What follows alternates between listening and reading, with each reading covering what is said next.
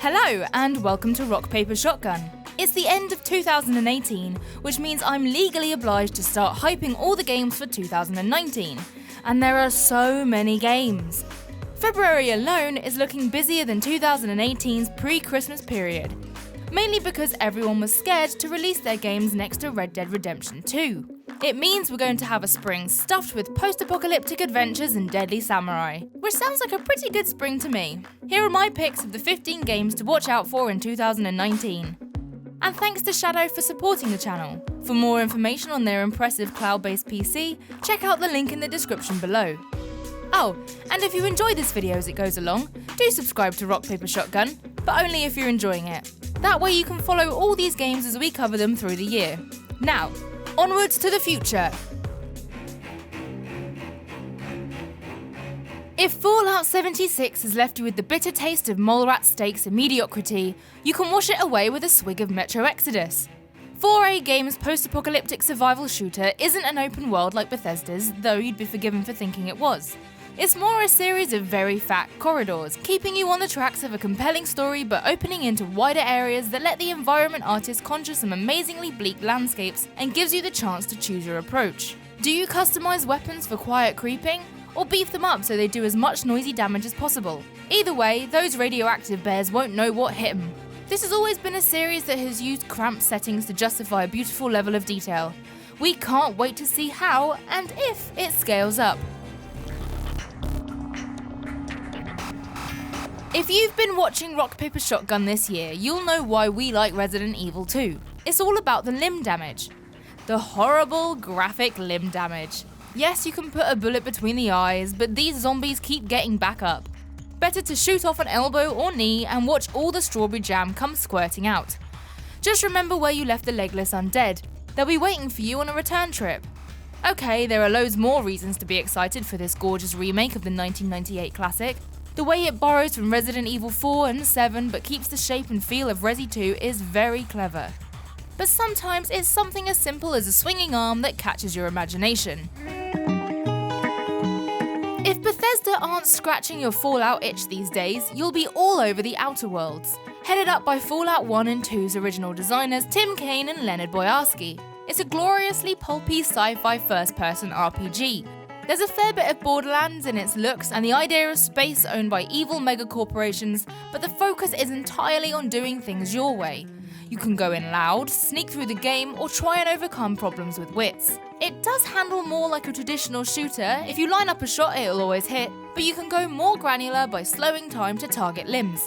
It's very Fallout then, but with a bigger emphasis on weird humour, player choices and storytelling. I am stupidly excited for this one. Fellow RPS word person Brendy calls Sekiro jumpy Dark Souls, and he's not wrong. It's Dark Souls goes to Edo, Japan, which means skulking about on rooftops and pulling rival samurai to their deaths before leaping into larger fights. Combat is faster than From Software's previous outings, with a focus on quick killing blows after clashing swords in the right way. I'm not exactly sure what that right way is. We spent most of the demo being gutted by an 8-foot warrior with a blade bigger than we are. Whisking up to safety with a grappling hook, let us ponder where we went wrong and drink in the stunning Japanese architecture. We hope we'll be brave enough to come down from there when the game releases in March. One of my New Year's resolutions for 2019 is to punch off more demon heads, and Doom Eternal looks like it will fulfill that goal in about a minute of play. It's more of what made 2016's Doom fabulous. More demons, some borrowed and revamped from Doom 2, new weapons and new gadgets. You have a grappling hook this time, which should take the already quick flowing combat and stick it on fast forward. And while you still can't talk to the monsters, you can become them. With a new invasion mode that lets you jump into a friend's game as the legions of Hellspawn trying to bring them down. In this age of never-ending battle royale, it's awesome to see Doom stick to its guns. And they are very big guns. We've seen Control in a hands-off demo, and it took every ounce of our own control not to try and play the demo by force. It's third-person action with a surreal supernatural twist as you explore the Federal Bureau of Control with a gun that shapeshifts in your hand. There are strange floating bodies on the ceiling, and one of your colleagues can't stop staring at a fridge. I've always thought of Remedy as gaming's answer to genre filmmakers. From the noir of Max Payne to Alan Wake's pulpy Stephen King flavour, this is David Lynch meets the X-Files, and I can't wait to get lost in its confusing corridors. Far Cry New Dawn is another post-apocalyptic shooter helping us get over Fallout 76, but this one will also help us get over the ending of Far Cry 5, which rubbed us up the wrong way with its bleak nuclear payload. This spin-off takes the nuke as its inspiration, dropping us back in Hope County 17 years later. What's changed? Well, weapons are cobbled together with a greater degree of customization, you get a wild boar sidekick named Horatio, and can expect to meet relatives of the companions you met in Far Cry 5. You can also hop in a helicopter to visit self-contained missions in areas dotted around post-nuke America, just in case you get tired of Montana's scorched plains. This looks fun.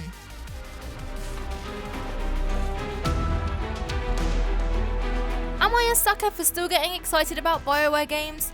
It's only really Mass Effect Andromeda that missed the mark for me, but reports of internal turmoil and creative talent leaving the studio does give you the fear. On the other hand, jetpacks! Never underestimate the simple pleasure of hooning around the sky in a giant rocket-propelled exoskeleton. Our brief hands-on at E3 confirmed that they've nicely captured the weight and heft of these Javelin suits. The big question is whether BioWare have found interesting work for us to do in the suits. They keep trying to convince us that there's cool storytelling happening back in the home city of Fort Tarsis, but it looks limited to us. No, this will live and die on the satisfaction of smashing endless aliens for shiny loot. Fingers crossed it works. The original Ori is probably my favourite Metroid clone ever. Apologies to Team Hollow Knight.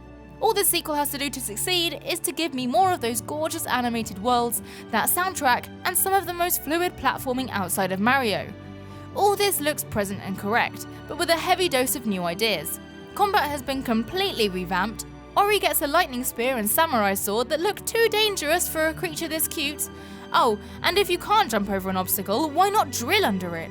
Add a playable baby owl, and this is another amazing combination of adorable and hardcore. Come on, we all know owls are hardcore. They can twist their friggin' heads backwards. Total War Does Romance of the Three Kingdoms is a fascinating pitch. The Chinese novel is where history clashes with legend, retelling a century of military turmoil through the big personalities involved. It's almost like the Marvel Cinematic Universe of its time, reframing historical figures as legendary warriors. The game takes all this in with a big focus on these superstar generals of the battlefield. They're able to charge through entire platoons and enter one-on-one duels with other generals. Away from the battle, you then have to diplomatically balance all these fiery personalities, or maybe pay the price in future fights. Or you can ignore all that and play in classic mode. But come on, who doesn't want to fight as a mystic warrior of legend? The reveal of a Desperados revival was one of the best surprises of 2018. Even better because it's being handled by Me, who made the amazing Shadow Tactics. This sees them apply their real-time tactics brain to the slightly creaky cowboy classic, and the resulting game is looking great. Levels now have big social areas where you are free to walk about and sniff out opportunities to reach your targets, before breaking into hostile areas where it becomes about the view cones and carefully hiding bodies. Listening on conversations to discover weaknesses in people's defense gives it a real Hitman vibe. Matthew loved the demo he saw. Click the on-screen link to find out loads more. Okay, my fellow RPS vid bud Matthew forced me to include this one as he's a huge Ace Attorney dweeb. It's a PC port of the original trilogy, first seen on the Game Boy Advance, but looking slightly swishier here with an HD do-over that Capcom first put together for the iOS version. You play as a defense attorney with pointy hair and an even pointier finger, which you use to accuse people of lying in a series of twisted court cases. It's basically like watching an amazing legal anime drama, but with odd bits of logical deduction to keep your brain engaged. Very strange, very shouty, I can see why Matthew likes it. If Ace Attorney is right up Matthew's street, then Flotsam is right up mine. Only there aren't any streets in Flotsam as it's a city building game set in an ocean world. There are 3 things I like about this one. 1, you have a helpful guide called Steven Seagull, which is a pun I have deep respect for. 2, I love a city builder management game, and this one is particularly quirky and colourful. And thirdly, I really dig its message about pollution and waste. I mean, if you pay attention to the headlines, you'll know that we're basically heading for a Flotsam style situation. I'm hoping that playing this will give me a head start when the water begins to rise. Enjoy life on the seabed, suckers! Because those maniacs at Nintendo won't make any Advance Wars games, the team at Chucklefish are basically stepping in and doing it for them. Their 2D turn-based tactics lifts most of the formula from Nintendo's GBA classic, but throws in all the mod cons you'd expect for a game in 2019. It has over 45 different kinds of PvP maps, a versatile map creator, a campaign creator, and a puzzle mode that gives you one turn to win. Which sounds an awful lot like Into the Breach, which was amazing and should be ripped off more often. Oh, and one of the commanders you play as is a dog. I would call him a good boy, but he's technically responsible for hundreds of deaths. Bad dog, no biscuit. Heaven's Vault is the next game from Inkle, the galaxy brains behind 80 Days and the Sorcery Trilogy. This one is about an archaeologist trying to make sense of an alien ruin by deciphering the language carved into its buildings. I think this is going to do for translation what Return of the Obra Dinn did for nautical insurance claims. And there's a quote to stick on the box. It's all about drawing out a symbol's meaning from its location and then watching a linguistic domino effect as it changes how you read other messages in the world around you. I'm making it sound way more dry than it actually is. This is going to be a brilliant mystery from one of gaming's most distinctive storytellers. And those are just a few of the hundreds of interesting games on the horizon. It was a bit of a nightmare whittling them down. I'd love to hear your personal picks for the year, so definitely put them in the comments. Then we'll do our very best to make sure we cover them in detail as the year unfolds. And thanks again to Shadow for sponsoring this RPS video. Shadow is a high-end, cloud-based computer available on any internet-enabled device. Just like any Windows 10 PC, you can use it to work, play, or browse. It has the specs to handle any game and comes with an integrated fiber connection, perfect for downloading any game or uploading a video at the speed of light. For more info on Shadow and a discount for RPS viewers, click the link in the description. I hope you found this video useful.